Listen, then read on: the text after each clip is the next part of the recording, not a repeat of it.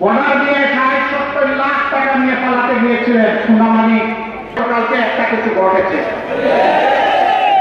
আল্লাহ বারবার আমরা বলতাম আল্লাহ সাহায্য দেন, কিন্তু মাঝখানে আর কিছুই থাকে না। আমরা বারবার বলেছি অতীতের শৈব শাসন থেকে আমাদের সকলের শিক্ষা, র্যাবকে নতুন নৈক্য রক্ষী বাহিনীতে পরিণত করে, সিভিল প্রশাসনকে কুক্ষিগত করে, পালন করার জায়গা, আল্লাহ এবং জনগণের কাছে দায়বদ্ধতার জায়গা। এই জায়গা নিয়ে যারা খেলা করতে চায় আল্লাহ তাদের সকল খেলা ব্যর্থ করে দিয়েছে। তারা দফায় দফায় আমাদেরকে পাকিস্তানে পাঠাতো।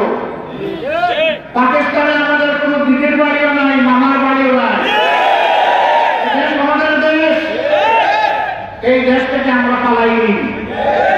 যারা বলছিলেন পালাবেন না, আজকে পালাতে গিয়ে খালে মিলে ধরা পড়ছেন তারা। এমন শাসন উপহার দিলেন, উন্নয়নের এমন রাজপথে উঠালেন জাতিকে, যে জাতি এখন খালবিল থেকে যেভাবে মাছ করে সেইভাবে আপনাদেরকে করতেছে।